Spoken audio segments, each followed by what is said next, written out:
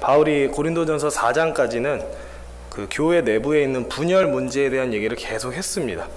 뭐 추종하는 사역자를 따라서 팔을 나누는 문제에 대해서 얘기를 했고요. 추종하지 않는 다른 사역자들에 대해서는 함부로 판단하고 평가하는 문제들에 대해서 다뤘습니다. 그리고 이제 오늘 본문에 도착을 하면 얘기하는 주제가 달라집니다. 무슨 주제를 이제 다루기 시작하냐면 고린도 교회 내에서 벌어진 별로 좋지 않은 일인데 근친상 간의 문제를 이제 주제로 다룹니다. 1절에서 이렇게 말합니다. 너희 중에 심지어 음행이 있다 함을 들으니 그런 음행은 이방인 중에서도 없는 것이라 누가 그 아버지의 아내를 취하였다 하는도다. 바울이 이제 고린도 교회 내에 아버지의 아내를 취한 사람이 있다, 그런 얘기를 들었습니다. 여기서 아버지의 아내를 취했다라는 것, 그러니까 아들이 아버지의 아내를 마치 자기 아내처럼 이렇게 어떤 표현을 쓰면 좋을지 모르겠는데 뭐 사용했다, 이런 식으로 그냥 설명을 하겠습니다.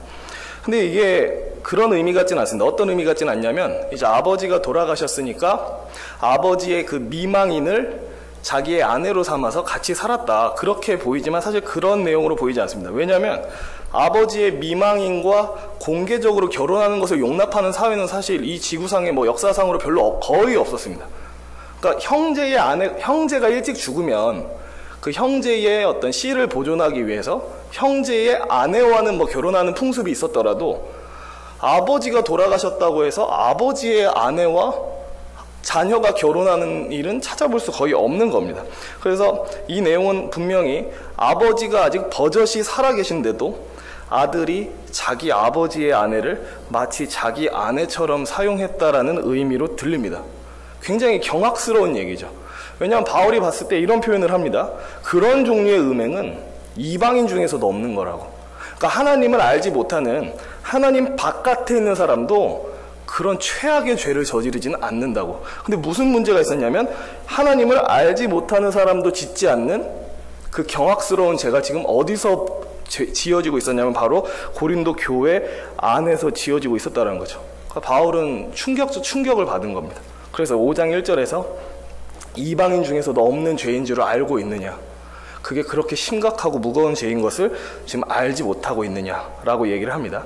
근데 이제 고린도 교회의 문제는 이런 근친상간의 문제, 세상에서도 일어나지 않을 법한 죄가 저질러졌다는 게 전부가 아닙니다. 고린도 교회의 더 큰 문제는 2절에서 얘기를 하는데요. 2절을 한번 같이 읽어보도록 하겠습니다. 그리하고도 너희가 오히려 교만하여져서 어찌하여 통한이 여기지 아니하고 그 일 행한 자를 너희 중에서 쫓아내지 아니하였느냐. 그러니까 교회 안에 이런 식의 음행을 저지른 자가 존재한다라는 것도 굉장히 경악스러운 일이지만 더 참담한 것은 고린도 교회가 이 문제를 슬퍼하지 않고 있다라는 겁니다. 교회 내에 이런 금친상간을 저지른 자가 있다라는 것을 비통하게 여기지도 않고 그 사람한테 마땅히 내려야 할 처벌을 내리지 않고 있다라는 겁니다. 그래서 바울은 2절을 통해서 얘기를 합니다. 여러분은 어찌하여 교회 내에서 이런 끔찍한 죄가 저질러졌는데도 슬퍼하지 않고 있습니까? 세상에서도 일어나지 않을 죄가 교회 안에서 벌어지고 있는데 그 사람을 교회에서 내쫓지 않고 지금 뭐 하고 있습니까? 라고 지금 얘기를 하고 있습니다. 고린도 교회는 죄악으로 말미암아서 더럽혀지고 썩어 들어가고 있었습니다.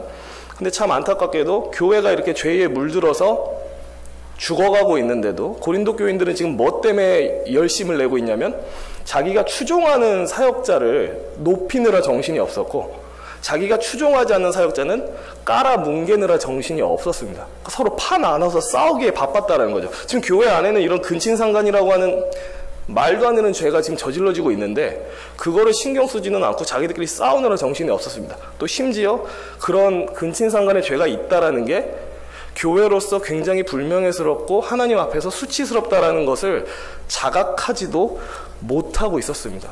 그래서 이제 바울은 얘기를 합니다. 왜 그 음행한 자를 교회 내에서 추방하지 않고 아무런 조치도 취하지 않고 그냥 교회에 그대로 내버려 두느냐, 그게 가당키나 하냐라고 얘기를 합니다. 계속해서 5장 3절에서 이렇게 얘기를 합니다.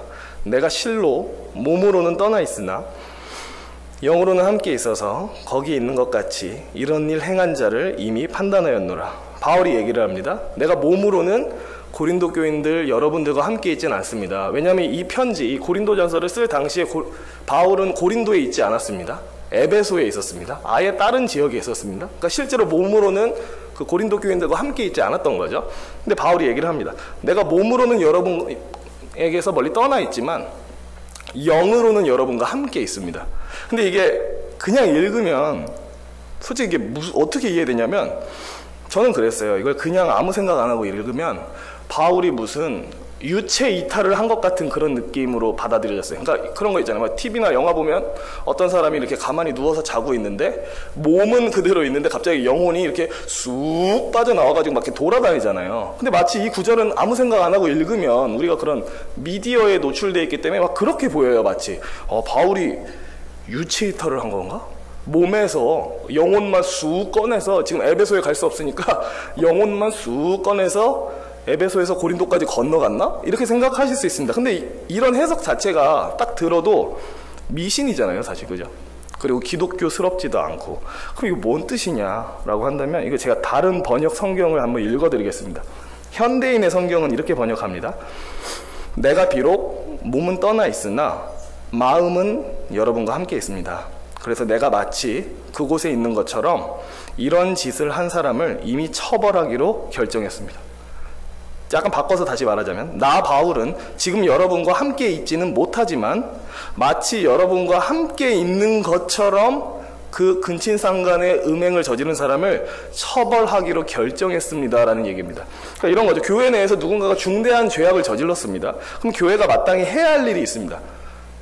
그 중대한 죄를 저지른 사람이 그 죄값에 합당하게 권징, 어떤 징계를 내리거나, 너무 심각하고 그 사람이 뭐 반성의 기미를 전혀 보이지 않으면 교회 공동체에서 내보내야 됩니다. 출교시켜야 됩니다. 근데 이 처벌을 내릴 때는 소수의 사람들이 그냥 몇 명만 모여서 야, 우리 저 사람 내보내자, 이렇게 결정할 문제가 아닙니다. 교회 전체가 모여서 그 중대한 죄를 저지른 성도를 어떻게 다룰 것인지를 같이 논의해야 되죠. 근데 바울은 지금 같이 논의할 수 없죠. 왜냐하면 지금 고린도에 있지 않고 에베소에 혼자 떨어져 있으니까요. 그러니까 바울의 말은 이겁니다. 내가 비록 몸은 여러분과 함께 있어서 그 사람을 내보내는 결정 함께 할 수는 없다, 실제적으로는. 하지만 내가 마음으로는 여러분과 함께 있는 것처럼 여러분과 함께 이 중대한 사안에 대해서 상의하는 것과 같이 그 사람을 내보내기로 결정했다, 이런 의미입니다. 몸으로는 함께 못 있으니까 마음만으로도 여러분과 함께해서 그 사람 내보내기를 결정했다, 이런 식의 얘기를 하는 겁니다.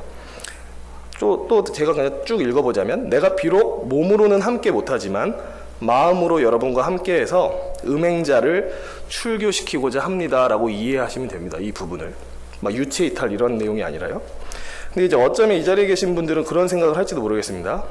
출교까지 시키는 건 너무 하지 않냐, 교회에서 내쫓는 건 좀 심하지 않냐, 우리는 항상 교회는 사랑의 공동체라고 배웠고 하나님은 사랑이시다라고 들었는데 음행한 자를 쫓아내는 게 과연 사랑의 공동체냐, 이런 식의 의문을 품을 수도 있습니다.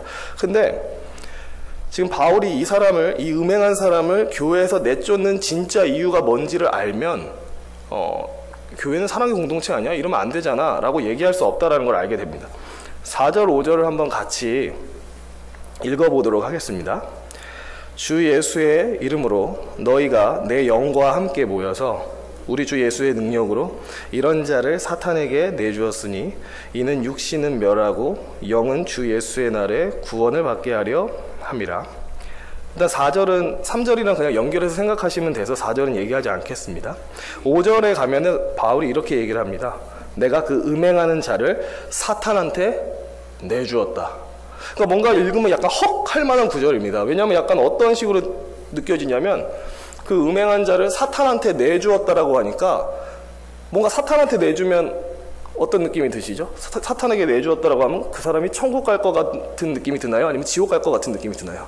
지옥 갈 것 같은 느낌이 들잖아요. 그래서 얼핏 이 구절을 읽으면 어머, 바울이 지금 그 음행한 사람을 사탄한테 던져줘서 그 사람을 지옥에 떨어뜨리려고 하나 봐, 어쩜, 막 이렇게 보이지만 보시면 그런 내용이 아니에요. 왜냐하면 5절에 보면 사탄한테 내주었는데 마지막에 뭐라고 얘기하냐면 영은 주 예수의 날에 구원을 받게 하려 하겠다, 이런 얘기를 해요. 그러니까 지금 사탄한테 내어준다는 말은 그 음행자를 내쫓아서 지옥 불구덩이에 던진다는 의미가 아닙니다.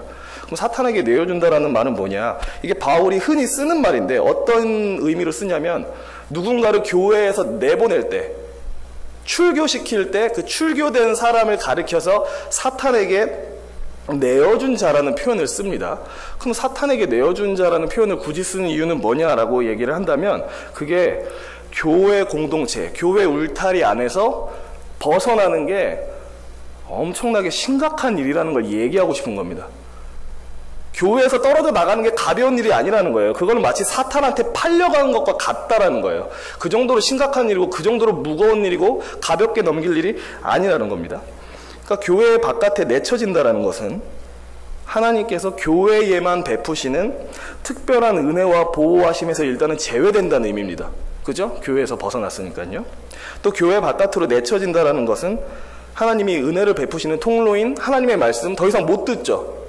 주일날 와서 이제 목사님을 통해서 하나님의 말씀을 들어야 되는데 하나님이 그 목사님의 입술을 통해서 그것을 은혜의 방편으로 써서 우리한테 은혜를 주시는데 교회 바깥으로 쫓겨나면 더 이상 이 은혜를 못 받는 거예요. 말씀을 들을 수가 없잖아요. 교회 못 들어오니까. 그리고 또 동시에 어떤 문제가 생기냐면 세상의 임금, 그러니까 공중권세 잡은 사탄의 모든 시험에 그냥 그대로 다 노출된 채 사는 겁니다. 교회 바깥으로 쫓겨났으니까요. 끔찍하지 않습니까? 이거는 사탄한테 내어줬다, 사탄한테 팔렸다라고 얘기할 정도로 되게 뭐 팔렸다라고까지는 얘기하기는 애매하네요. 그러니까 사탄에게 내어줬다라고 얘기할 만큼 심각한 일입니다. 은혜에서 차단되고 사탄의 모든 공격과 시험으로부터 보호받지 못한다는 그런 의미니까요. 그래서 바울이 특정인을 교회에서 내보낼 때 그런 출교된 사람을 가리켜서 사탄에게 내어준 자라는 표현을 씁니다. 근데 바울이 그 음행을 저지른 사람을 출교시키고자 하는 목적, 그 사람을 사탄에게 내어주고자 하는 목적은 그 사람을 죽이기 위해서가 아닙니다. 너 한번 죽어봐라, 지옥에 떨어져 봐라, 이런 의미가 아닙니다. 왜 이 얘기를 하냐면 5장 5절에 보면 이런 자를 사탄에게 내주었으니 이는 육신은 멸하고라는 표현이 있어서 어이구, 바울이 지금 이 음행자를 죽이려나 봐. 근데 여기서 그 육신은 이 몸을 의미하는 게 아니고요, 인간이 가지고 있는 육체의 정욕을 의미한다라고 생각하시는 게 더 맞습니다. 그러니까 바울은 그 사람을 교회 바깥으로 쫓아내서 그 사람에게 있는 육신의 정욕, 그 막 음행을 저지르려고 했던 그 육체의 정욕을 죽이고자 한다. 그리고 그의 영은 구원받게 만들겠다, 이런 식의 얘기를 하는 거죠. 그러니까 바울이 음행자를 출교시키는 목적은 그를 죽이고 지옥에 떨어뜨리기 위해서가 아니라 그에게 슬픔과 괴로움과 고통을 느끼게 해서 그가 자신이 지금까지 저질러왔던 죄를 반성하게 하고 다시 하나님 앞으로 돌아오게 하기 위해서 이렇게 한다라는 거예요. 상상을 해보겠습니다. 만약 제가 죄를 지었습니다. 근데 그 죄가 너무나도 심각한지를 제가 모르고 있었어요. 그게 교회에 엄청나게 악영향을 주는지 모른 채 살고 있었습니다. 근데 어느 날 교회의 중직자분들이 저를 찾아와서 조심스럽게 얘기를 합니다. 당신이 아주 심각한 죄를 지었다는 걸 알고 있습니까? 그 죄가 교회 전체를 어지럽히고 더럽히고 있다는 걸 알고 있습니까? 근데 제가 되게 뻔뻔스럽게 제가 뭘 잘못했습니까? 뭐 어때서 그렇습니까? 라고 하면 교회에서도 답이 없는 거예요. 그럼 그때는 예수님도 이제 마태복음에 가면은 그런 사람을 어떻게 대해야 될지 얘기를 하시는데, 그래서 만약에 제가 이제 출교를 당하게 됐습니다. 금지가 딱 내려진 거예요. 교회에서 저한테 이제 더 이상 예배당에 나오지 마십시오. 그리고 신월중북교회에 있는 성도들과 더 이상 교제하지 마십시오 라고 딱 선을 그었다고 합시다. 그러면 저는 순식간에 고립된 거죠. 그죠? 더 이상 예배에도 나올 수도 없고 성도들과 교제도 더 이상 할 수 없게 됩니다. 그럼 이 상황에서 제가 보여야 할 합당한 반응은 뭘까요? 제가 저의 죄를 깨닫지를 못해서 교회에서 저를 내쫓았어요. 그럼 제가 보여야 될 반응은 뭡니까? 너희가 감히 날 내쫓아? 용서할 수 없어. 죽여버릴 거야. 저주할 거야. 이런 반응을 하면 안 됩니다. 지금 그 반응을 하라고 교회 바깥으로 내보내는 게 아닙니다. 어떤 반응을 해야 되냐면, 아, 그동안 내가 아무런 가책도 없이 심각한 죄를 지었구나. 그 죄로 말미암아 교회를 더럽히고 있었구나. 내가 하나님과 이웃에게 큰 죄를 지었구나. 나의 지난 날이 너무 후회되는구나. 다시 교회로 돌아가고 싶다. 교회로 돌아가서 그 달콤한 하나님의 말씀을 듣고 싶다. 그리고 성도들과 함께 하나님을 알아가고 다시 친교하고 싶다라는 마음을 품어야 됩니다. 사실 그 마음 품으라고 교회 바깥으로 내보내는 겁니다. 은혜에 대한 갈급함을 더 많이 느끼게 하고 스스로를 반성하고 돌이켜볼 수 있는 시간을 주기 위해서요. 그래서 교회에서는 죄를 지은 성도를 징계할 수 있습니다. 심한 경우 교회 바깥으로 내보낼 수도 있습니다. 그게 잔인한 처사가 아닙니다. 왜냐하면 겉으로 보기에는 약간 잔인해 보일 수도 있지만 거기에 담겨진 진짜 목적은 그 사람을 회개시켜서 다시 살려내기 위해서 그런 조치를 취하는 겁니다. 그래서 사실 어떤 교회 안에 죄를 지은 성도를 징계하거나 교회 바깥으로 쫓아내는 것은 어떤 저주의 행위가 아니라 사랑의 행위입니다. 그래서 교회의 표징 중에 뭐 들어보신 적도 있겠지만 참된 교회의 표징 중에 하나는 권징이라는 게 있습니다. 죄를 지은 성도를 징계하는 것. 이게 사실 유익이 있어요. 어떤 유익이 있냐면, 그러니까 현실적으로 이걸 할 수 있다라고는 말하지 못하겠습니다. 현실적으로 시행하기가 굉장히 어렵습니다. 이전에 담임 목사님께서 이렇게 종교개혁 특강하실 때 칼빈 뭐 이럴 때는 잘 했는지 모르겠지만 뭐 지금은 할 수 있냐라고 했을 때 요건 뭐 제가 얘기할 수 있는 주제가 아닌 것 같고요. 근데 이렇게 권징이나 어떤 죄를 지은 성도를 공적으로 꾸짖었을 때 좋은 효과가 있습니다. 그건 뭐냐면 모든 성도가 그 장면을 딱 보고 죄에 대한 경각심을 갖게 됩니다. 아, 나는 저 사람과 똑같은 죄를 짓지 않게 조심해야겠다. 죄를 지으면 저렇게 되는구나. 두렵다, 무섭다, 더 깨어있자. 권징이 그런 효과가 있습니다. 또 무슨 효과가 있냐면 성도들의 마음을 자유롭게 해줍니다. 그러니까 이런 예를 들어보겠습니다. 만약 교회에서 어떤 중직자가 젊은 청년의 몸을 쓰다듬었어요. 그래서 일종의 성추행이 된 거죠.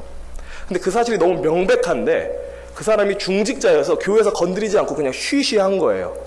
쉬쉬해서 마치 겉으로는 그게 아무도 모르는 것처럼 보이지만 뒤로 소문이 다 나서 이미 사람들은 다 알고 있어요. 저 중직자가 어떤 청년의 몸을 만졌다. 근데 교회에서는 아무 징계도 하지 않고 공적으로 사과를 하게 안 하잖아요. 그러면 사람들은 겉으로는 항상 그 중직자를 대할 때 아, 안녕하세요 이러지만 마음속으로는 엄청난 저주를 합니다. 쓰레기 같은 놈 이러면서. 근데 만약에 그 사람을 공적인 자리에 세워서 사과하게 만들면 더 이상 우리도 그 사람을 정죄하는 마음을 가질 필요가 없는 거예요. 이제 공적으로 사과했잖아요. 그래, 이제 우리도 너그러운 마음을 갖고 받아주자. 그래서 우리의 마음이 자유로워집니다. 근데 만약에 교회에서 공적으로 잘못한 자를 꾸짖지 않으면 우린 겉으로는 웃지만 뒤에서는 욕하고 뒤에서는 저주하는 그런 더 안 좋은 모습이 생깁니다. 말씀을 마치겠습니다. 교회는 어떤 공동체여야 되는가? 뭐 여러 가지 얘기할 수 있습니다. 교회는 이래야 되고 저래야 됩니다. 근데 오늘 본문을 통해서 우리가 말할 수 있는 거는 내가 거룩하니 너희도 거룩하라 라고 말씀하신 그 하나님의 명령을 쫓는 거룩한 공동체가 되는 게 맞을 것 같습니다.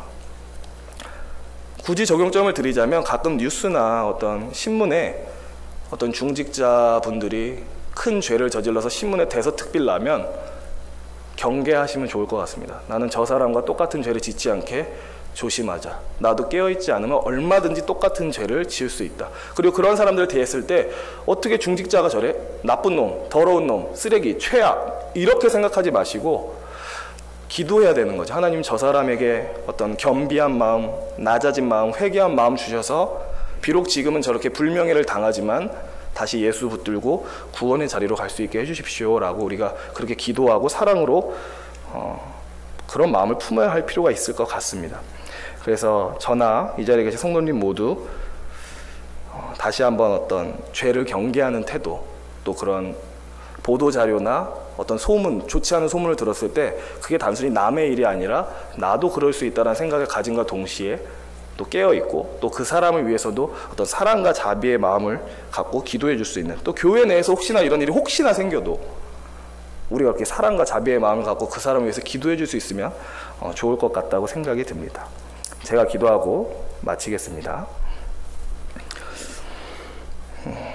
하나님 아버지, 특별히 우리에게 어떤 남을 정죄하거나 죽이거나 저주하는 마음이 아니라 너그럽고 사랑하고 그 사람을 품을 수 있는 마음을 허락하여 주옵소서. 우리 주변에 있는 누군가가 참 그 위치에서 지으면 안 될 죄를 지었다 하더라도 그러면 안 되지라고 하면서 욕만 하는 것이 아니라 그 사람의 영혼이 구원받길 원합니다 라고 기도해 줄 아는 그런 아름다운 성도들 되게 하여 주옵소서. 또한 동시에 우리도 항상 깨어서 죄를 대적하고 죄로 인해서 파멸하지 않기를 항상 주께 구하며 매달릴 수 있는 우리 되게 하여 주옵소서. 그래서 우리 중북교회가 주님 앞에서 거룩한 교회, 또 깨어있는 교회, 죄와 싸우는 그런 전투하는 교회 되게 하여 주시옵소서. 감사드립니다. 예수 그리스도의 이름으로 기도합니다. 아멘.